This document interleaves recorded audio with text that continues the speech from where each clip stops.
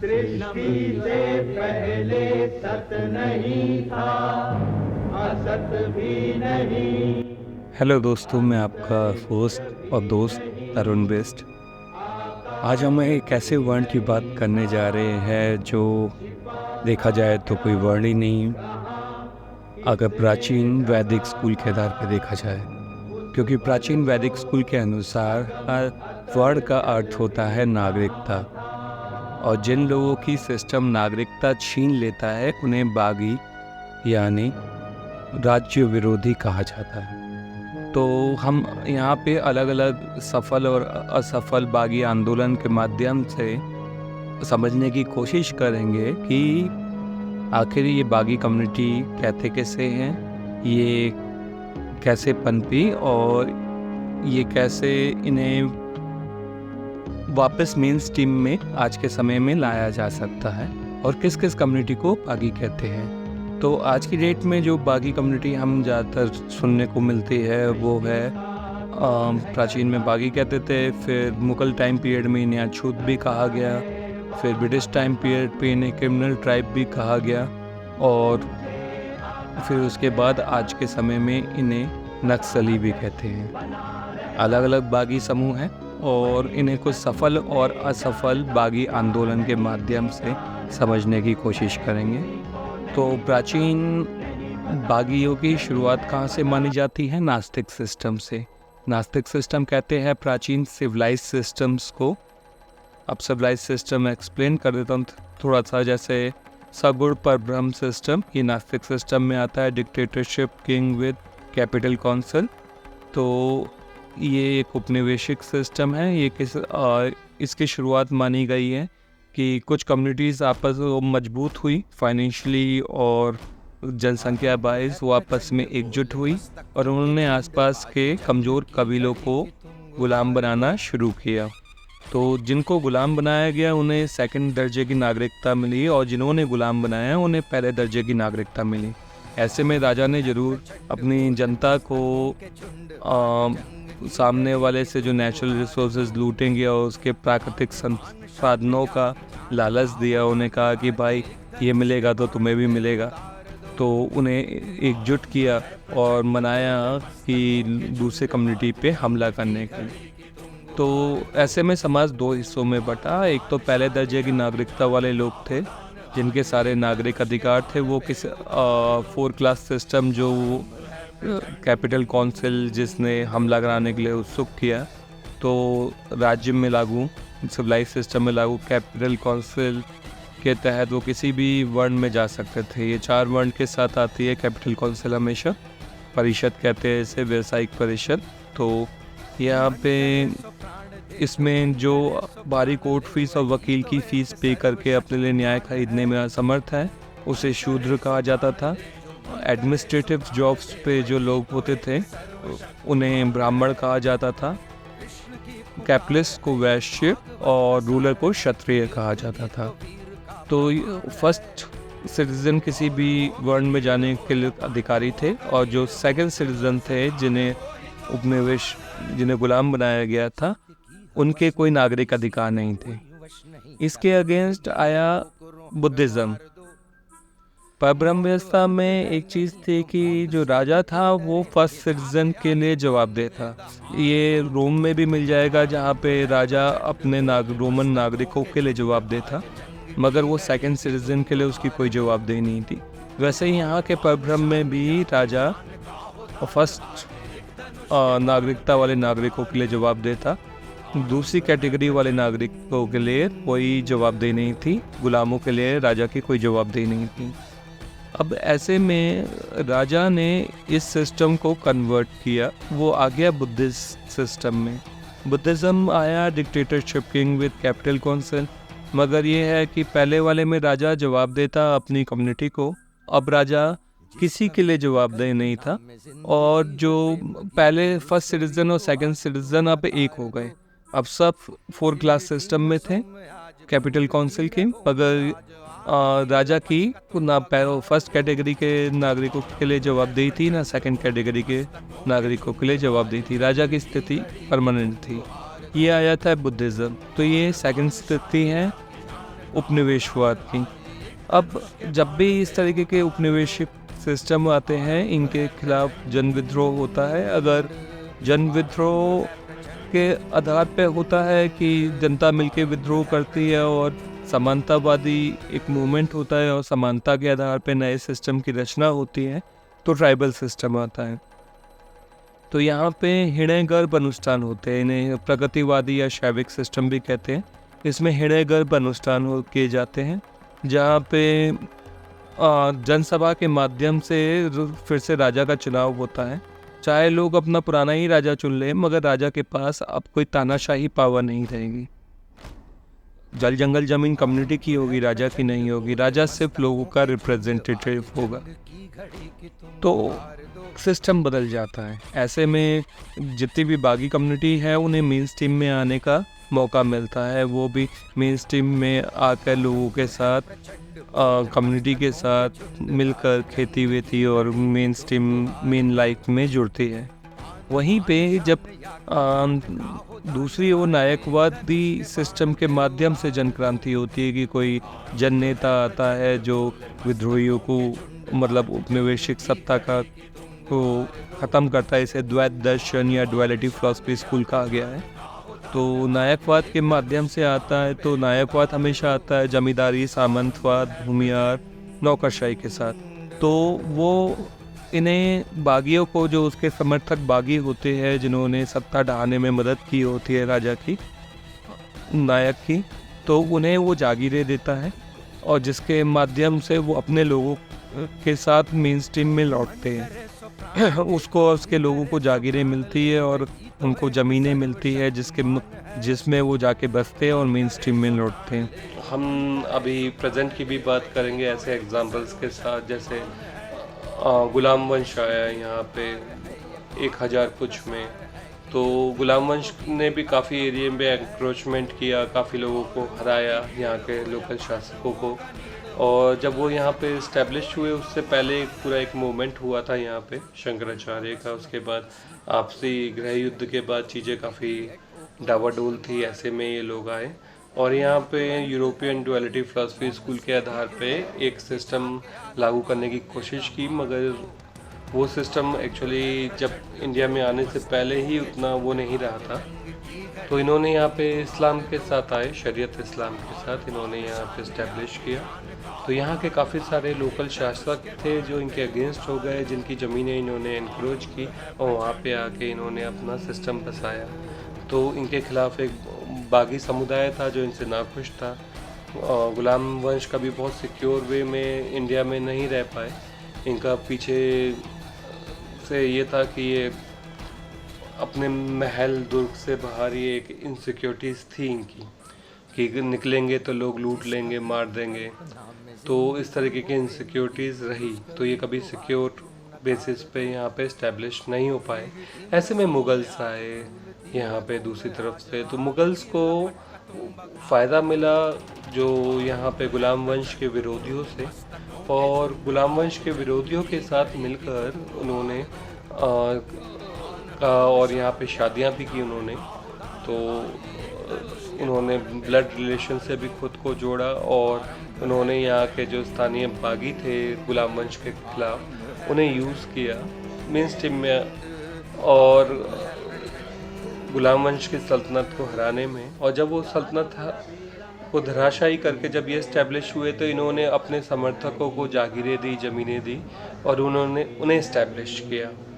तो ये वो थे जो मुगल्स ने अपने समर्थक पाए, जो शुरुआत के जो बागी थे उनसे समर्थन आया। मगर मुग़ल शासन ने भी एक बड़े लंबे अरसे तक यहाँ पे शासन किया। वो भी उपनिवेशिक सिस्टम था।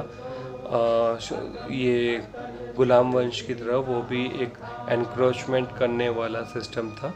तो उसने भी यहाँ पे पूरा का पूरा दक्षिण में इस्टेब्लिश होने की कोशिश की। रेगुलर छूटता रहता था, वापस आता रहता था, मगर एक है कि अनस्टेबल ही सही एक स्ट्रक्चर उसने दक्षिण की ओर भी लेके गया यहीं तक। तो ऐसे में मराठाओं के यहाँ पे एक बागी मूवमेंट हुआ जिसके नेता थे शिवाजी महाराज, जिन्होंने बाद में एक प्रगतिवादी शैविक दर्शन के आधार पे एक गणतांत्रिक सिस्टम की, प्राचीन स्वराज नाम के गणतांत्रिक सिस्टम की रचना की और यहाँ पे उस सिस्टम को महाराष्ट्र में इस्टेब्लिश किया। ये एक प्रगतिवादी सिस्टम था जो एक सफल बागी आंदोलन के बाद इस्टेब्लिश हुआ, जो एक नेशन इस्टेब्लिश हुआ। इसमें क्लास सिस्टम नहीं आता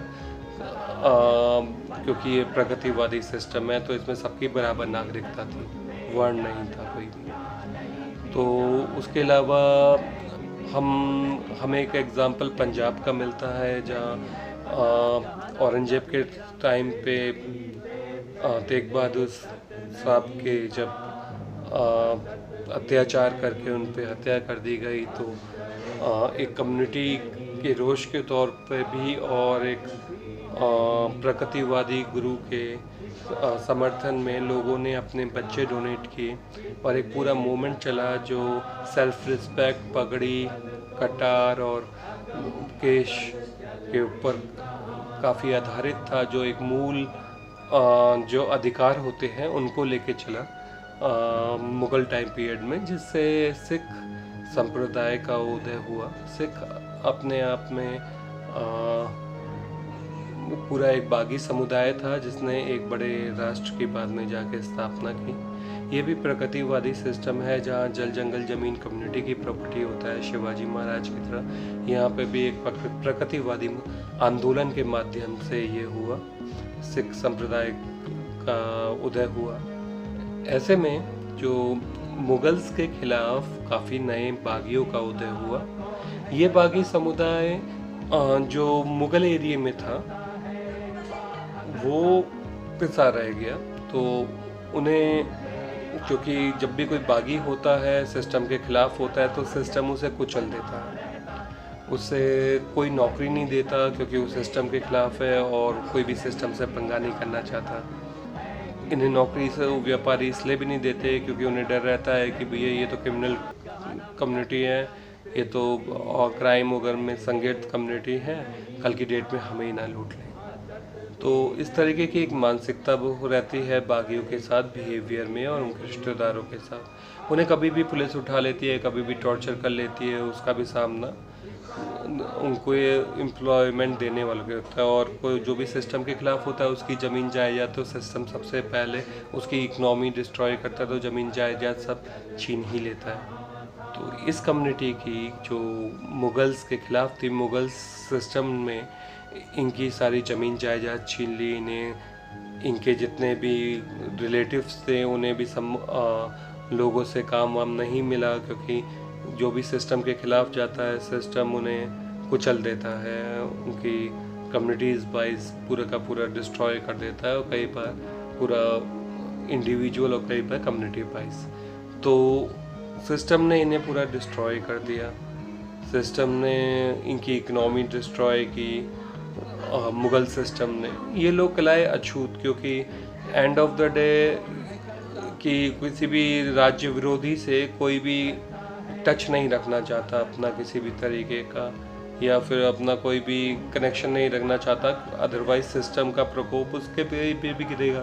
तो इन्हें और कोई ऐसे रोजगार मिला नहीं, तो इन्होंने ऐसे रोजगार अपनाए क्योंकि उपनिवेशिक ताकत बड़े शहरों के साथ आई, बड़े शहर बड़े किलों के साथ आई जहाँ पे नालियाँ उगर के निकासी ज़रूरी थी।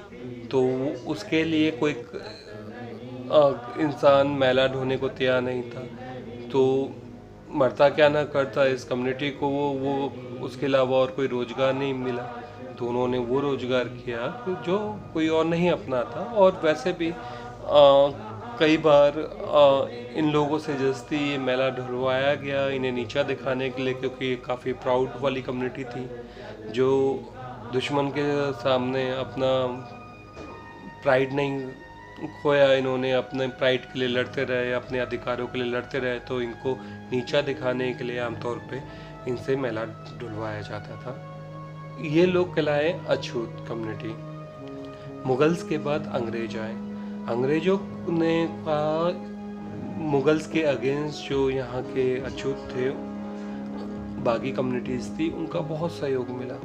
इन मुगल्स टाइम की बागी कम्युनिटीज़ ने बहुत समर्थन किया अंग्रेज़ों का, और यही कम्युनिटीज़ थी जो अंग्रेज़ थे। अंग्रेज अपने साथ पैदाइशी रिलीजन और कास्ट के ठप्पे वाला सिस्टम लेके आए, रेनेसां वाला, जहाँ पे प्राचीन आस्था के यहाँ से सारी पावर छीन ली थी और उन्हें बस रिलीजन और कास्ट का ठप्पा बना के छोड़ दिया था। तो वहाँ पे सोशल क्लास सिस्टम और पैदाइशी रिलीजन सिस्टम वाला सिस्टम आया 1782 में, वॉरेन हेस्टन के टाइम में बंगाल में ये लागू हुआ। तो इन्हें ब्रिटिश समर्थक, इन्हें नौकरी भी मिली, इन्हें ब्रिटिश ने इन्हें वो भी दे दिया, ज़मीनें भी थी जहाँ पे ये जीते। कई जगह पे इन्हें ज़मीनें भी बांटी 1857 के बाद ख़ास तौर पे। मगर फिर हम उसमें जाते हैं कि हिस्ट्री में जाते हैं कि ब्रिटिश के अगेंस्ट भी काफ़ी लोग बागी हुए, क्योंकि ब्रिटिश भी उपनिवेशिक सिस्टम था। एक उपनिवेशिक सिस्टम गया, दूसरा आ गया। ब्रिटिश ने इन पे पैदाइशी रिलीजन और कास्ट का ठप्पा लगे रहने दिया, जिसकी वजह से उन्हें और इनकी हिस्ट्री को री इंटरप्रिटेट किया, क्योंकि अब ब्रिटिश टेक्स्ट बुक आ गई। जब भी कोई सिस्टम आता है तो उसकी टेक्स्ट बुक साथ में आती है, क्योंकि सिस्टम को जस्टिफाई करने के लिए हमारा किसी भी एजुकेशन सिस्टम का काम होता है उसके सोशल लीगल सिस्टम को जस्टिफाई करना। तो उसके सोशल लीगल सिस्टम को जस्टिफाई करते हुए ब्रिटिश टेक्स्ट बुक आई, जिसमें मनगढ़ंत हिस्ट्री बनाई गई, जिसके आधार पर इन पे पैदाइशी रिलीजन और कास्ट के ठप्पे परमानेंट किए गए ऑल ओवर इंडिया।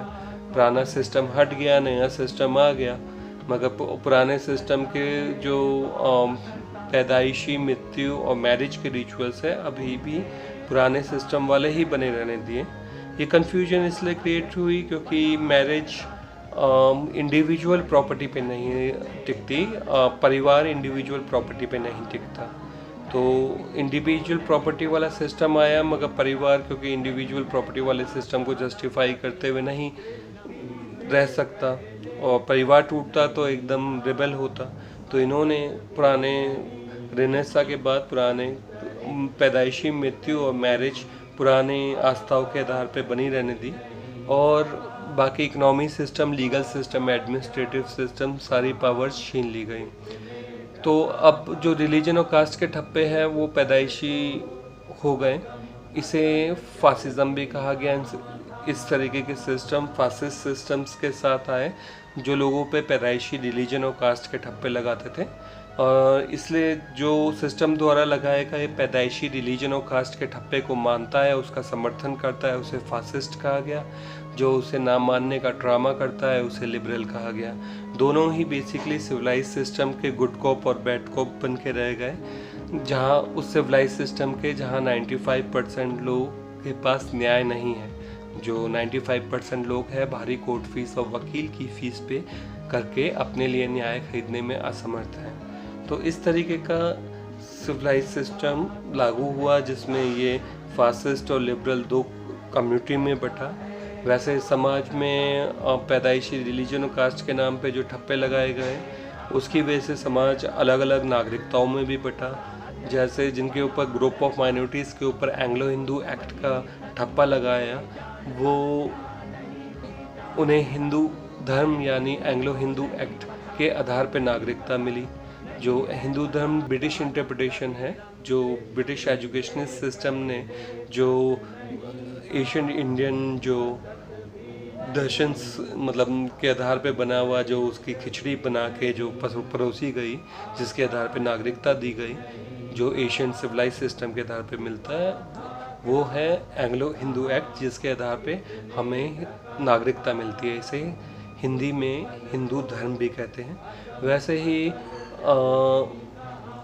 जिनके ऊपर पैदाइशी मुस्लिम का ठप्पा लगा, उन्हें मोहम्मद इस्लाम के आधार पे नहीं, शरीयत इस्लाम के आधार पे नागरिकता मिली। मोहम्मद इस्लाम डुअलिटी फिलॉसफी स्कूल, जिसे सूफी इस्लाम भी कहते हैं, और शरीयत तो जो लिखित नागरिक कानूनों के साथ आता है, एशियन सिविलाइज्ड इस्लाम, तो उसके आधार पे नागरिकता मिली। फिर वैसे ही क्रिश्चियनिटी में जो कैथोलिक चर्च, लंदन चर्च, जो बात की चर्च है, उसके आधार पे अलग अलग नागरिकता में लोगों को बांटा गया। अब लोग बेसिकली अपनी अपनी यहाँ पे नागरिकता जस्टिफाई कर रहे थे। तो ऐसे में जो क्रिमिनल ट्राइब थी, जिनके ऊपर जिन्हें ब्रिटिशर्स ने क्रिमिनल ट्राइब बोला, ये बागी लोग थे जिन्होंने ब्रिटिश समर्थन व्यापारियों को लूट लेते थे और ब्रिटिश सैनिक जो छुट्टियों पे जा रहे होते थे उन पे हमले करते थे, उन्हें मार देते थे। तो इन बागी कम्युनिटीज़ को जो ब्रिटिश के अगेंस्ट थी, इसमें पैदाइशी हिंदू और मुस्लिम के ठप्पे लगे हुए दोनों तरीके के लोग थे। और ये क्योंकि ये ब्रिटिश एजुकेशन सिस्टम को नहीं मानते थे, इसलिए ये पैदाइशी रिलीजन और कास्ट के ठप्पे तो ऑफ कोर्स नहीं मानते थे। तो इन लोगों को क्रिमिनल ट्राइब बोला गया।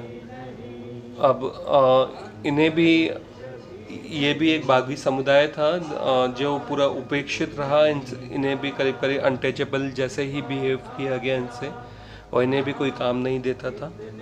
तो ये भी एक नई बागी ट्राइब कम्युनिटी शुरू हुई। फिर उसके बाद 1947 में जब इंडिया का सिस्टम हैंड ओवर हुआ इंडियंस को, ब्रिटिश ने इंडियंस को सिविलाइज सिस्टम हैंड ओवर किया, मतलब गुलाम बनाने वाला सिविलाइज सिस्टम हैंड ओवर किया। तब भी लोग सिस्टम के खिलाफ थे, क्योंकि सिस्टम में तो प्रॉब्लम थी जिसमें लोगों के पास न्याय नहीं था। तो ऐसे में एक और जो अब कम्युनिटी, बागी कम्युनिटी पैदा हुई, उसे नक्सली कहा गया। यानी एक बड़े नक्सलबाड़ी मूवमेंट के बाद इसे परमानेंटली नक्सली नाम मिल गया। अभी ये डिफरेंट बागी कम्युनिटीज़ है जो डिफरेंट टाइम में पैदा हुई, और इनके पीछे रीज़न यही था कि न्याय नहीं था सिस्टम में। जिसके पास न्याय नहीं होता है उसे गुलाम कहा गया है। एशियंट सिविलाइज्ड सिस्टम में शूद्र कहा जाता था इन्हें। तो ये सब वही सिस्टम है कि प्राचीन काल में भी जो प्राचीन सिविलाइज सिस्टम में जो भारी कोर्ट फीस और वकील की फीस पे करके अपने लिए न्याय खरीदने में असमर्थ था, उसे शूद्र कहा जाता था। ये 4 क्लास सिस्टम के साथ आता है, एशियंट सिविलाइज सिस्टम के साथ। अभी ये अलग अलग बागी कम्युनिटीज़ है जो अलग अलग टाइम पीरियड में डेवलप हुई इंडिया में। तो इनको मेन स्ट्रीम में लाने का सिर्फ एक ही तरीका है कि जो प्राचीन तरीका था कि इन्हें इनके नेचुरल रिसोर्सेज, मतलब जल जंगल ज़मीन वापस लौटा दिए जाए जो ब्रिटिश टाइम में कैप्चर किए गए या मुग़ल टाइम में कैप्चर किए गए। क्योंकि मुग़ल टाइम में जो मुग़लों के पास था वो ब्रिटिशर्स ने छीना, तो ब्रिटिशर्स ने वापस तो लौटाया नहीं। और ब्रिटिशर्स ने जो छीना वो हैंड ओवर हुआ अभी प्रेजेंट इंडियंस को। तो अभी इंडियन गवर्नमेंट को जो सरकारी ज़मीनों के नाम पे जो ज़मीनें पड़ी हुई है गवर्नमेंट के पास, जंगल है, वो सारे आम लोगों के जंगल है, आम लोगों की ज़मीनें हैं, उन्हें लौटा देना चाहिए ताकि वो लोग एक इज्जतदार ज़िंदगी जी सके, फाइनेंशियल सिक्योर होके। क्योंकि गरीब आदमी भूखा पेट कभी भी एथिक्स नहीं कैरी करेगा, कि उसके पास जिसका पेट खाली है वो नहीं देखेगा कि भाई जिसका बच्चा भूखा है, वो नहीं देखेगा कि क्या एथिक्स है क्या नहीं है। इसलिए क्राइम है, या आप जिसको पॉइंट आउट करते हो, तो ये एथिक्स तो बस रईस आदमी कैरी कर सकता है। अब आप सबको जो लूट के बैठे हैं वो एथिक्स की बात करते हैं, तो ये काफ़ी शर्मनाक लगता है। ज़्यादा बेहतर है कि हम अपने लोगों की ज़मीनें उन्हें लौटा दें और उन्हें पूरी तरीके से फाइनेंशियली सोशली रीस्टैब्लिश करें, और वहाँ पे पूरा एजुकेशन सिस्टम्स होगा। हमें एक वेलफेयर सिस्टम की ज़रूरत है, हमें एक वेलफेयर सिस्टम की ज़रूरत है सख्त।